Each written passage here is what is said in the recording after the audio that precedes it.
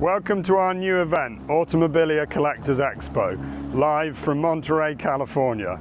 Let's head inside and see what we can see.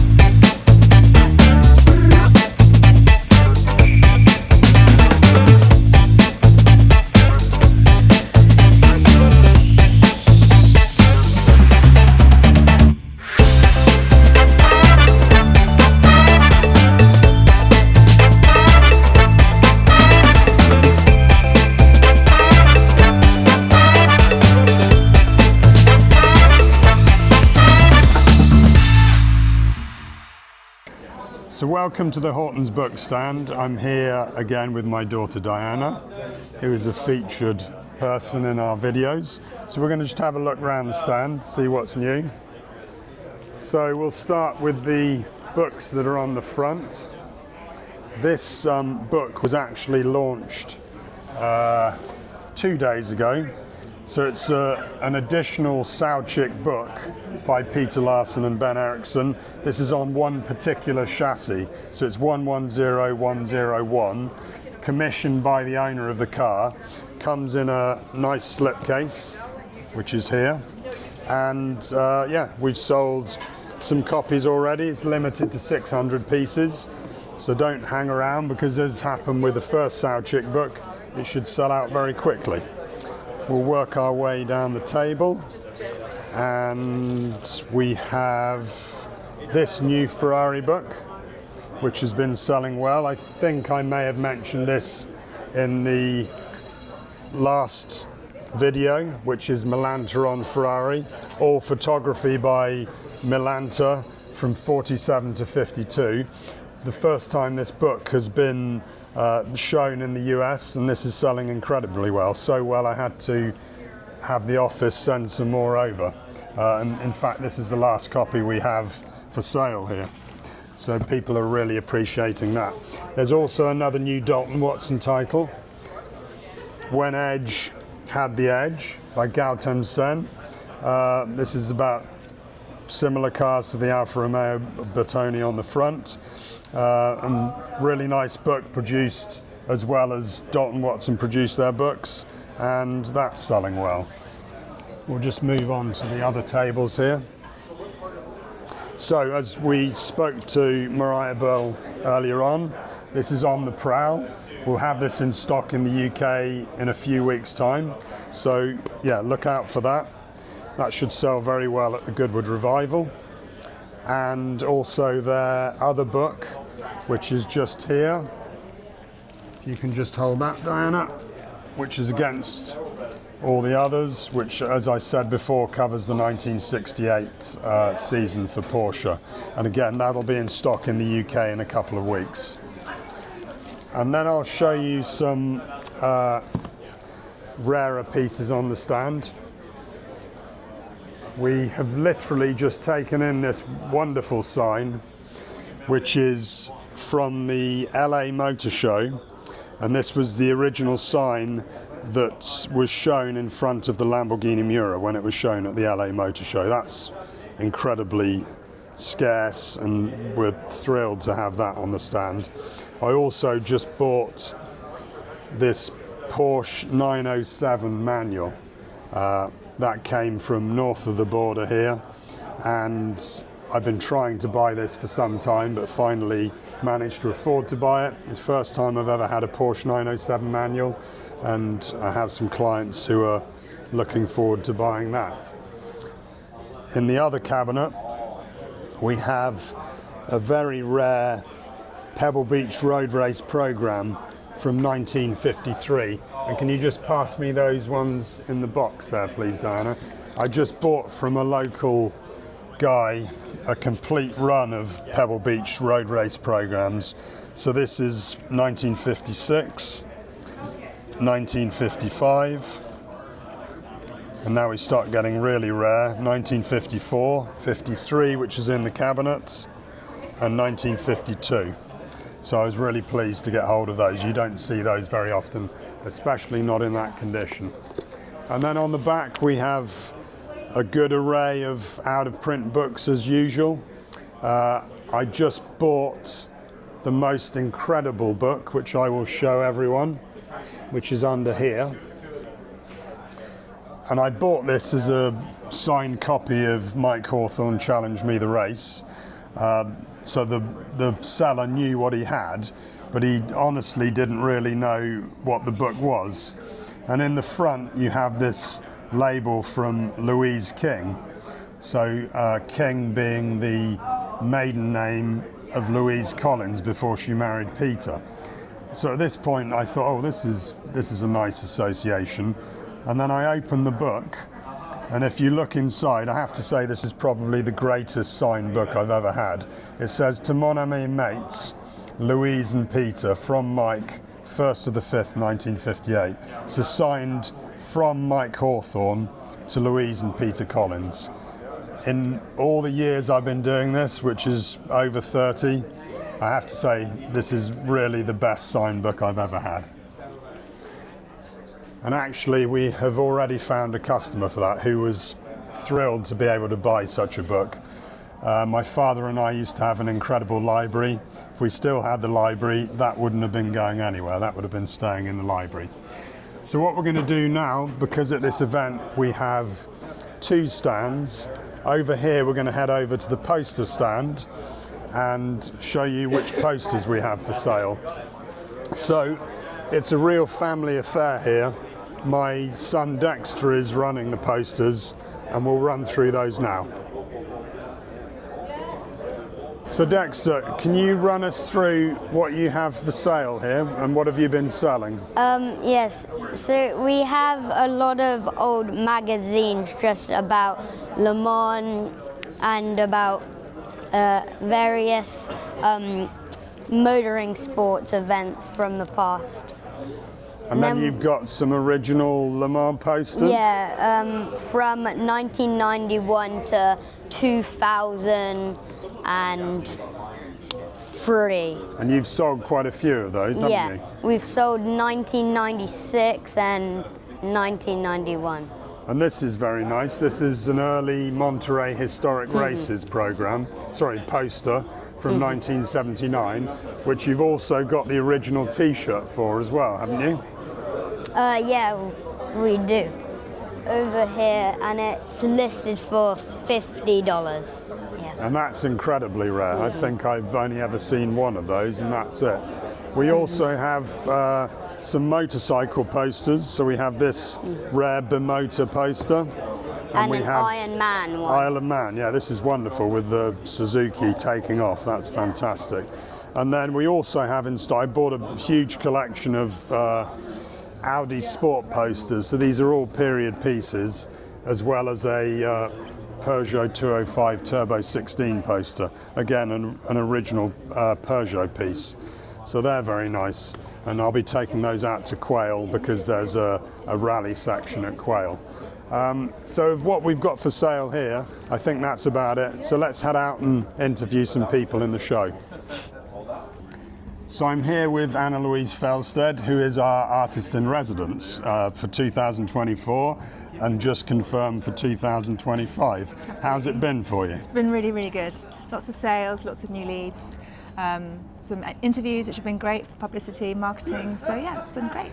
And you took a real leap of faith. I called you, I think it was in March or April, to see if you'd be our artist in residence. Absolutely. You didn't know the venue, you've never exhibited framed artwork in the United States before. No. Are you pleased you took the leap of faith? Absolutely. It's a big investment, but it's definitely paid off. And then some of this will be remaining here in the United States, so that if you sell it, it can be shipped from here. Absolutely, and I'm also going to Motorlux this evening to exhibit the paintings. I'm doing a huge live piece this evening, 100 by 50 inches of the Porsche, 1997 Porsche 911 renovation car, which is going to be auctioned off. The paint is going to be auctioned off tomorrow at Broad Arrow Events, raising money for charity. And you'll be there for that? I'll be there this evening, painting that within 4 hours. So it's, oh wow! Yeah. And have you done any live painting here? Not actually at this event, it's been a bit too busy. Yeah. But I'll be painting on the lawn at Quail and also at Pebble Beach and possibly at the track at Laguna Seca on Saturday. And for anyone that hasn't been to Car Week, and you know, we aim to be the go-to place for the start of Car Week, would you recommend Car Week to Absolutely. car fans? It's one of the top automotive events. I've been coming to this event in the States, Car Week, since 2010, every year, minus COVID and the year I had my son in 2017. But other than that, it's definitely an event I wouldn't miss. It's up there with Villa d'Este, and for me, Monaco Grand Prix Historique is one of the top ones as well. So these three events, for me personally, are fantastic. And how does our event rate in that lineup? It's been great. I mean, I've obviously been to this venue before, but never exhibited here. And it's been really fantastic meeting other vendors, other artists, getting to talk to them, finding out about other shows. It's always worth doing these things. It's always worth taking that leap of faith. It is expensive to do, but I think you have to push yourself. You have to make that investment. Yeah. And it's just one of those things that you have to do in order to grow, and it's definitely been worth it for me. Well, I can't thank you enough. You've been a truly great addition to the show. Thank you. And we look forward to seeing you next year. Thank you. Bye. Cheers. So I'm here with Mariah Bull on the David Bull stand. Our families have known each other for an incredibly long time. Indeed. We used to come out to Laguna Seca when it was just my dad and I, and we didn't have stands here, we were just visitors, and we used to buy multiple copies of all the signings you were doing and then take them back for Goodwood. So it's great to see you exhibiting back here. Well, and it's been a terrific event, and I so appreciate your coming on board as our European distributor. Yeah, this is exciting news. So we are the European distributor for David Bull titles, and you've got some really exciting new titles which actually we only saw about 3 days ago, I think. Yeah, absolutely. Like that. So the first one is On the Prowl. Yep. Which is a history of the Tom Walkinshaw Jaguars by Neil Smith. And in fact, Neil was at our office here when we opened the box, and he hadn't even seen the book. Yes, it was very exciting for all of us. And this will land in our office in the UK, I think, in about 2 weeks' time. Great. Good. So we will not only be able to distribute it, but we'll be able to retail it as well. And it's just a fantastic book. And I was speaking to Henry Pearman yesterday. Yes. And he had quite an involvement and helped Neil out with identifying the cars and things like that. Yes. So, oh, he's wonderful, isn't he? Yeah. Henry? Yep. Very, very knowledgeable. Yes. And then the other new book that we physically have a copy of is Against All the Others. Yes. Which is by Randy Leffingwell. Yep. And is so this volume, how many volumes in total is this series going to be? Somewhere between 11 and 17. Oh, wow. Yeah. So it's going to be a significant series. It is, yeah. The Porsche Museum in Stuttgart asked Randy to do their racing history, so they gave him access to everything in the archive, and this is the first volume, and we'll be doing all the subsequent volumes. He's got all the information that he needs and is writing. He's got the second one almost done now. So this volume concerns 1968. Yes. And it is quite a tome. It is indeed. How many pages? 431 pages. And obviously having access to all the Porsche archives has some wonderful images. And so will there be one book a year or more than one book a year? Or?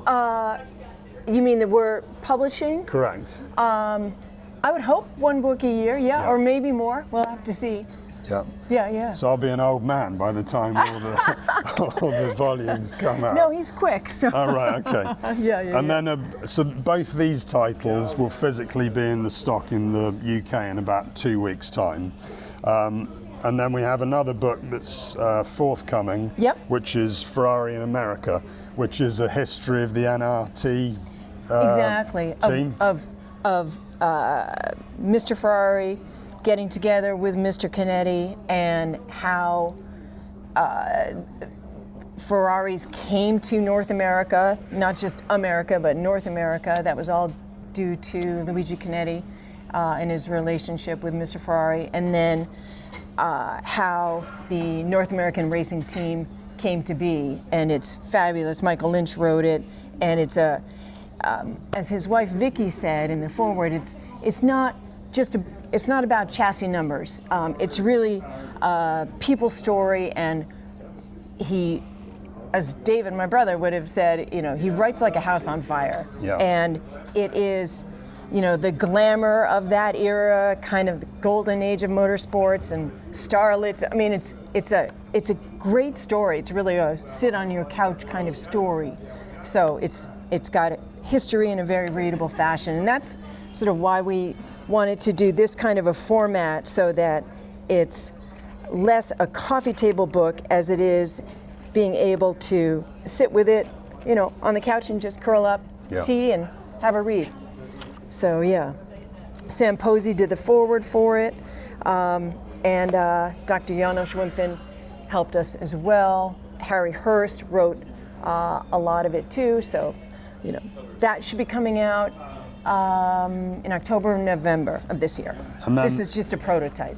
And then the other book that will also be coming out is the second volume of Yanks at Le Mans, which covers the later period. Yes, we've got the first set, Twice Around the Clock. It tells the story of course, of all the Americans racing there, and Tim Considine did it, and has the appendices of the details within these books are incredible. He spent 26 years putting them together, and Jody Ellis and John Nikas and Neil Smith, people are working on this next installment. And that should be early 2025 or late 2024? I would think, because with Christmas coming up, I think it'll be early 2025. Yeah. So, and again, we're having, we're wholesaling that as well. Definitely. So that'll be exciting. Definitely, yeah. Well, thank you once again for coming to the event. Oh, you're so welcome. It's been wonderful. It has. You put on a wonderful event here. And we're heading on as, a group force to the Quail and Retro Auto at Pebble Beach. Yeah. So we hope to sell many more copies of the new books. That'd be wonderful. Thanks Thank you. A lot. So I'm here on the stand with Greg Stanley from RM, and you're not only your claim to fame, but a real feather in your cap, as you consigned the 250 GTO last year, was that? Yeah, so it was a team effort, I'd have to say, with Sotheby's, but so I was the consigning car specialist for the 330 LM 250 GTO that sold last year for a world record price of $51.7 million at RM Sotheby's New York headquarters in November, and it was just an incredible sale to be a part of from start to finish. Really, really cool. So was the consignee happy with the figure you achieved for them? Very happy, and super great guy. It's all public knowledge. Jim Jager out of Cincinnati, and he insisted that I drive the car. Yeah. And I'm like, all right, I'll drive the car, And what was amazing is while I was driving the car and we were filming it, all of a sudden there was like 4 deer on the side of the road. And I can't imagine, wrecking the car 3 weeks before it sells for a world record price. Thankfully, nothing happened. It was a fun, 4-minute drive, but any chance you have to drive a car like that, you got to jump at it. No, definitely. So the guy was always looking to sell the car, or did you kind of have their ear? And so it's interesting. I had their ear, friends of the family, got to know them over the last few years, super nice folks. And it was really the RM Sotheby's sale of the Uhlenhaut Coupe that caught their eye, because that was a world record-breaking $142 million Mercedes. That really caught their eye, and it was a situation where, they had a collection of cars, and at some point, just because of the value of the cars, it had to be moved along. It wasn't any other reason than, it's just time to move it on to the next caretaker. He had bought the car in 1985, I believe, for $550,000. Wow. And at the time, that was a world record price. And he said, when I bought it, people thought I was a fool. Yeah. A year and a half later, they thought I was brilliant because I had doubled in price. He just happened to buy it at the right time, and he bought it out of a love for Ferraris, racing cars. He had not just Ferraris, but some other race cars. So, just a wonderful experience. They were super impressed with how much RM Sotheby's brought to the table. They thought it'd be like 2 or 3 people, and we brought the whole company beside them to shepherd this historic sale, which they were super impressed. I mean, we had specialists across the globe working on getting, the right folks interested in the car and making sure that they were aware of it. So it was really, really cool to see such a massive team effort to go behind that. And that's why they continue to get the incredible cars, because of the team effort. So have you got any other significant cars that you're consigning anywhere? Not right. I got a couple of cool Mercedes at the Monterey sale this week. We'll see what happens in the future. I've got a couple things I can't mention, some private sale stuff that hopefully will come to fruition. Yeah. Always chasing the big cars, Yeah. And so this is our first year of running the event. Have you enjoyed coming to the event? I love it. I didn't realize this was your first year actually running the event, but no, this has been fantastic. I was supposed to be here for 15 minutes yesterday, and I was here for maybe 2 hours, 3 hours, so it was fantastic, yeah. Well, thank you for spending the time to chat to us, and thanks for coming to our event. Yeah, no, I really appreciate it. Thank you.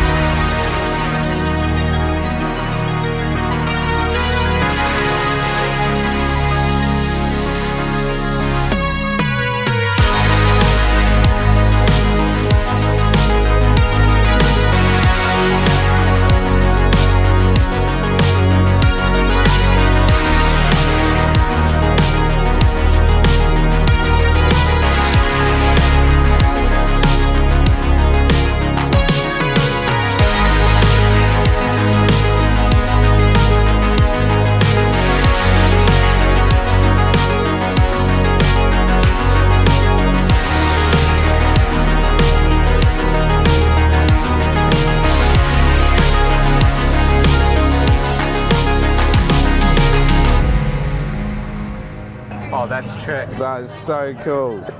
So I'm here on the booth with our wine partners, Adobe Road, and this is the first time you've done this event.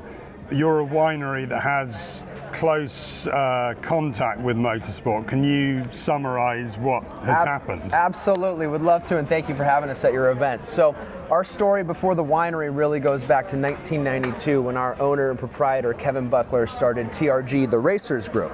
So Kevin started this team with his wife Deborah, and they set out to really accomplish some insanely impressive things in the motorsports realm. So Kevin's background really is all about Porsche. He came up in the Club Sport program and was one of the top dogs in the Porsche programs for many, many years. And we've also raced Aston Martin.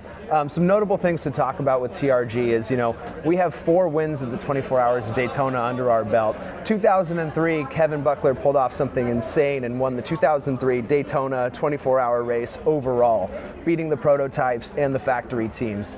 2002 came along, he won the 24 Hours of Le Mans, and that brings me into the wine side of things here. So after winning Le Mans, he decided, you know what, let's start another business and let's succeed in that, and we wanted to do wine. We wanted to do wine really well.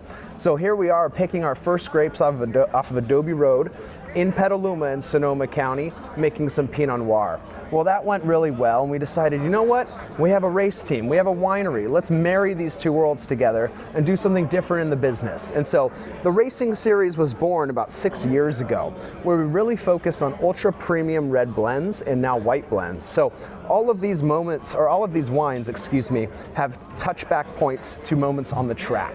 As you can see here, you've got the homage to the 24 Hours of Daytona, the shift, the red line with the moving tachometer. We've got Apex and Carbon. So yeah, fast cars and fine wines is sort of what we're all about here. And so there's been a lot of interest here at the show today? Yeah, absolutely. Really cool. Everyone is coming here for so many different things, and I've noticed that this is a new thing for most. They're not, exposed to this, and so this is really an eye-catching product, as you can tell, and the juice quality is really what sinks it, really what seals the deal here. And so what kind of price point are the different motoring themed wines? Yeah, they really range. Our gift sets over here, these retail for $375. Very impressive box, our top selling item, and we've been making these for the past 6 years. These bottles range from anywhere from about $48, about $63, $78 to $85. Premium Napa Sonoma blends. Some of these wines have Santa Barbara and Mendocino County fruit in them as well. And so you can only buy the wines through you, or they're available through vintners, or? You can find some of them out in the wild. The best place is to always go to adoberoadwines.com. That's where you can find our products, and you can find the whole portfolio, which is great. And do you think you guys will be back again next year? We'd love to come back next year. Wonderful. Absolutely. Well, it's been a pleasure to have you here. Thanks for taking the time. Absolutely. And nice to meet you both. Cheers. Cheers. So I'm here on the stand with Henry Pearman. We've known each other for many years, and you have one of the most incredible car collections. How did all that start? Was your love of Group C cars from a kid, or? Well, 1982 at Brands Hatch in the pouring rain when it was the title decider. And literally it was so wet that they red flagged the race and postponed it, and we managed to get into the mechanics grandstand and look behind us, and there was no one else left in there. It was so wet, so that was really the beginning. And then a talk that Derek Bell did in through the winter of '82, because I had an old Austin 7 Special. It was a 750 Motor Club event, and he was just saying about how fantastic it is at Le Mans, and we were at college through to '82, so we could never go because the exams were always in June. So first year in '83 at Le Mans to watch the Rothmans Porsches and the other 9 of the 10 top 10 finishes. If you remember, nobody's perfect because not all 10 956s finished, and that just cemented it for life, really. They're such an evocative car. So what was the first 956 that you managed to get hold of?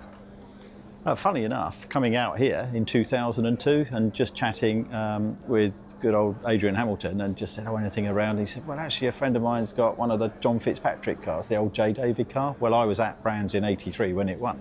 And we remember walking down the pit road just as Derek Warwick was getting out of the car and John was running along, and it was that car. So so that was the first one we got the first time we came out to Monterey as well. So a real coincidence. And that was really before that market had taken off as such, really. Yeah, I mean, there's so few cars. That's what people don't realise. So, Yeah. I mean, this is one of the reasons we got involved with the books and things, just to explain it. So, I mean, a 956 customer car, 7 customer cars built beginning of '83, 2 more mid-season, which John took, which was that car. And literally then the following year, because obviously the privateers were struggling because they've got the mechanical fuel injection, etc. from '82, the '83 Works cars had a completely different profile, body underneath, a lot more downforce, the electronic fuel injection, you couldn't compete. So the top teams, they produced the 956-84 to be correct according to Serge, rather than the 956B, which is what Quentin Spurring called it, you know. So that was actually a full copy of an '83 Works Rothmans car. So it had all of the, well, it was an identical car. So suddenly you find that they're battling for the lead, and it was great to meet up with John and get all the inside information, how he beat the factory cars at Brands Hatch in '83. And in fact, they lapped Stefan Beloff in the Works car, which is incredible. Especially in the rain. Exactly. He was the rain master, wasn't That's he? right, yeah. And so, of all the Porsches you have, which would be the last to ever go? Which is the most revered car that you have? They're all great, to be honest. I mean, it's a bit of I always say the things fate decides. So no, just walking around, I think the Bonham's tent at the time or something like that, and bumping into Adrian and just getting chatting. You know, that car wasn't advertised. And so I love the cars. I mean, certainly the Shell Dunlop car from '88 for me is probably the most exciting race. I think that defines Group C, because that was when the manufacturers all coming on board, and the battle, you know, they lose 2 laps through running out of fuel, get back into the lead by about 5-6 the following morning, then they have a fuel pump problem, and still finish on the same lap 40 seconds behind the winning Jaguar, which in those days, you know, I think 87 it was, I think the Porsche won by either 19 or 29 laps to the second place car, so there's such a difference compared to today. So that was super exciting, and those cars being at Le Mans in '88 in the colours of the German flag and dominating the front row. So it was that for me was the race of the era that really summed it up. It always seemed to me as a kid that the cars from the Group C era, the liveries were so gorgeous and different. It was just a fantastic time in racing, wasn't it? Oh, it's brilliant. And I know a few years ago, Motorsport did a big celebration and headed it the greatest sports car of all time. And it was all about the liveries and a double page spread. And people don't realise, so we were lucky enough to have the Cannon car, which won at Brands in '84. And that then got sold to Brun, and it ran in every livery in a different race with Brun. And so we restored it, because when we bought it, it was in '87 show colours in the yellow Eterna for Brun. And I thought, Cannon car, it's my favourite car. It won at Brands. I was there, you know, brilliant. So we spent a lot of time. We got it exactly as Keke Rosberg also drove it at Nürburgring when it actually finished first over the line, because they split the race into 2. It got a 3rd overall on aggregate. And we even had the bitter iron bit with the stickers slightly at an angle, so we got the photograph absolutely right. And the guy that bought it from us stripped it all off and painted it Jägermeister, which it was. It finished on the podium in '86 in Jägermeister, but it ran in fat turbo and all the different colours. And of course, Brun won the World Championship that year, and their poster has got all the different liveries. So it is liveries, and that's what people don't realise. They think, oh, there's that car and that car and that car. Well, that's all one car. So suddenly people don't realise the rarity of the 956 and also the 962s. It looks like there's lots, but there are a lot fewer. I think there's 29 privateer cars in total across Group C for the entire period that they raced, which is '85 through to '92, '93. No, truly great cars.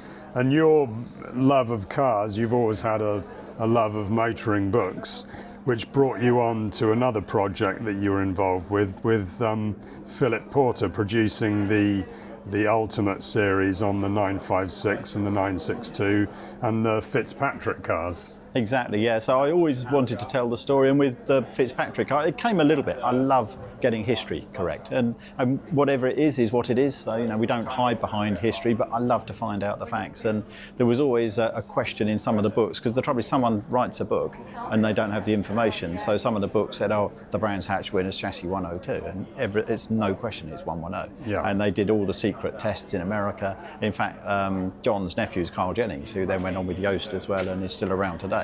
And for the book, we got teamed up with Mark Cole, and it was fantastic. And John really embraced it, and the stories he could tell us. And Mark's on a great background. It's a real insight into endurance racing. So you've got John and his career, and driving mini saloon cars and Anglias and Escorts and things, and how a privateer guy can come over and beat the might of the Works factory team is incredible. So, and I love the Skull Bandit car I bought from Martin Codin back in 2005 and campaigned that in 2006 in the historic series, and it's such a great car to drive. So I love the Skull Bandit car and the history, and of course we could talk to all the drivers, and there were some pretty characterful drivers like Rupert Keegan and co that drove that car in periods. So there's all the people that you know. Pretty much everyone was involved with them over the times. In fact, the Skull Bandit car got Derek Belly's 1986 World Drivers title when they did a count back to a Super Cup race, and there was only one that he was in, that Hans Stuck was in. And I think he came 10th and Hans didn't finish. They said, oh, so Derek's the sole champion, which he said was never right because they won the championship together. So there's all these stories that when you read it, and the whole story with Jay David in the background with the funding, it's so interesting. Well, you know, we're having a chat, but here are the 3 books. There's the Fitzpatrick book, the Ultimate 962 and the Ultimate 956. And we were just chatting, and I think the Fitzpatrick and the 956 are getting pretty thin on the ground now, aren't they? Yeah, and they genuinely are a one-off print run, so there won't be any more. So with John's Fitzpatrick book, we did 750. You'll be surprised to hear 956 copies of the 956 plus a collector's edition, which was basically an owner's one for the 10 Works cars. But again, with the 956 Works car, teaming up with Serge, he'd been collecting that data and intending to write that book since 1988. And he was press officer for Benelux, so he literally had all of the information, knew all the people, had access to the factory archives for 20, 30 years. And so we've really got to the bottom of everything. I mean, he's got details of every engine, every single kilometre it did, which chassis it was in, how many kilometres it did, and gearboxes and things as well, so we could really deep dive into getting facts accurately reported. So again, for 956 for example, so the Rothmans 956 were lucky enough to have his chassis 8, which is the car I actually saw Beloff and Jochen Mass leading Le Mans for that first 4 hours when I went there in 83 rather. But that car, it was used as the camera car. So again, knowing Sean Roberts, who was basically with the PR guy working with Rothmans and Richard Watling, they said, well, this was the story. They basically, Sean in the Japan round in 82 said, well, we need a show car so we can promote Rothmans and stuff. So they asked for a show car. Well, they don't have show cars. And they said, oh, well, we've got this car. And it was chassis 8, which was mildly damaged in a shakedown at Weissach. So they took it back to the UK, and then Richard Lloyd looked in and said, well, there's nothing wrong with it. It's just had a tiny punch in the front suspension, I think it was a couple of £1,000 to repair. So John Sparshot repaired it. And they said, well, that's good. Oh, well, we need an engine. Well, that's okay, because we've got the old mechanical injection. We've taken out the Cannon car because we need to update that to the to the modern fuel injection. So we'll put that in. Oh, okay, well, we need a chassis, and so a chassis number, because we can't enter it, because he then said, well, let's have a camera in the car, and that was the beginning of in-car cameras. But they couldn't run the car without an identity, so they said to Klaus Bischoff, oh, we need a plate. Well, the Nürburgring car that Stefan Beloff had written off was sold as chassis patterns as a show car to Al Holbert in the late part of 83. So that had gone with no chassis plate, and the chassis 8 plate. Basically, the bottom line is they needed a plate quickly, so they put that plate on, because I think there was just a juggle up on plates again, which all makes sense when you read what happened. So with Serge, he's actually gone through all that detail, and it makes it crystal clear. So it's good to get that corrected. And the same with the 962, because it's the Works book, so it's the 10 factory chassis plus the Yost cars. So there was another 6 cars for Yost, so it properly explains how it worked. So hugely important documents for the history of the cars. Yeah, I don't think there's a more comprehensive record, because Serge is obsessed and I'm obsessed, and Trevor Crisp at Katana, who's restored all the cars to be exactly accurate and correct, is obsessed. So we've lived through it since the cars raced in period, and we just wanted to make everything perfect. So I don't think you'll ever get a more comprehensive record of potentially the most dynamic and exciting endurance cars of all time. So here we are at my event, Automobilia Collectors Expo, and I know you've been out to Car Week here many times. what do you love about this week, and what are your plans this year? Well, we're quite lucky. We've got 2 cars in the concourse. So we've got wonderful. the CLK GTR and the XJ220 that famously won Le Mans, and then it didn't, the one that was disqualified. So this year, Pebble Beach has thought, let's bring in some younger cars, which is great for younger audiences, and they've done a class for BPR cars. So we've got both of the cars over for that. So we've just been over, and they're all nice and clean and in perfect condition, ready to display. So we've done that, but it's such a brilliant week. So we came early this time, so we went up to the pre-reunion up at the racetrack at Laguna Seca, and that's like a club meeting used to be 25 years ago, so easy access to get to everywhere. The Group C cars are still running around, which was great. So, and then you can go to things like, we've just been down to the concourse on the Avenue, as it was, down in Carmel, so you've got things like that. This is a great event. I mean, already I'm looking around at things and talking to you about buying some books. Can you bring them back to the UK for me? So it's great. So I think it's just, it is probably the ultimate, one of the ultimate motoring events you can come to. Well, there's so many events and auctions and celebrations. There's plenty to keep you busy for a week. Anyway. Well, there's something for everyone, isn't there? Exactly. So you've got Porsche events, Ferrari events, you've got the Lemons and things as well. So there's literally something for everybody. And in fact, it's quite difficult to work out how can you be in 3 or 4 places at once. Well, exactly. Well, I wish you all the best for Sunday. Thanks for taking the time to chat, and look forward to seeing you at Goodwood in a few weeks, I guess. Yes, and well, thanks for bringing all the books over for everyone problem. over here as well, because it's an amazing setup that you've got, especially with all the original brochures and things as well. Well, we try and offer something in this country that they don't see very often. So. Yeah, no, brilliant. Great to see. Keep it up, Ben. Well Thanks. So we're in the foyer, and I'm here with my co-founder of the event, Will Elkady. We're here in front of our wonderful commission painting for the event by Anna Louise Felsted. Will, you've been out the front here. I've been back on the Hortons stand. How's it been going? It's been great. It exceeded expectations. We've done very well, thanks for the quality of the curated vendors that we both worked on getting here. I know we have at least 10 more vendors lined up for next year, so we probably want to expand more, so we're going to be working some details.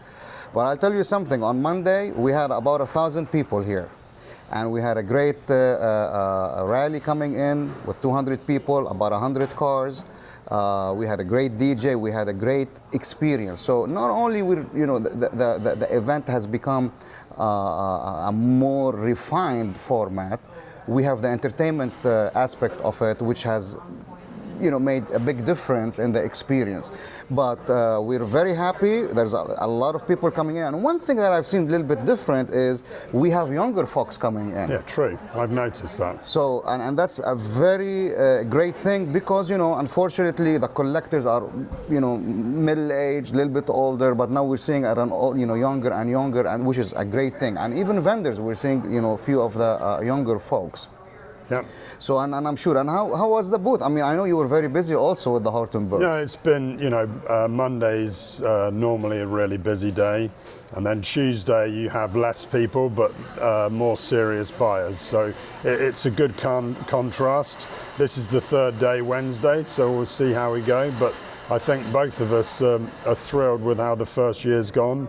And for next year, we've got lots of big ideas. We have our sister company, Hammer Down, doing an auction here next year. Yes. And we're hoping to expand the car displays in the parking lot outside. For sure. Next year, we'll have Monday, Tuesday, we'll have entertainment. We're going to have more things to do in the outside. Again, we're putting an experience, including the car displays that we're still working on, Ben and I. But we can't thank enough the existing vendors, the people that already came in, and I love seeing the young folks here. And thank you for our sponsors. Exactly. We've had great big names, including Amazon ads coming in to support us and all of this, including even Mecom. Yeah. So we were able to bring all the friends, all the people that believes in us, and a lot of love. We got a lot of love, and that was the only way we were able to make it and keep standing on our feet for hours and hours. Then I know from 7 a.m., sometimes 6 a.m., we're standing here helping people until closing and beyond. And you've done a great, wonderful job, and I love your display and everybody's else display. There's a lot of unique stuff going on. And just come here. come on Wednesday. We close at 3. It's sad for us, but we need to relax a little bit. And we have a lot of vendors. They're going to other places. But welcome to the 2024 Automobilia Collectors Expo. And good job. Thanks for joining us at the Automobilia Collectors Expo. We hope you've enjoyed looking around. Don't forget to like and subscribe to my channel and follow me on Facebook and Instagram.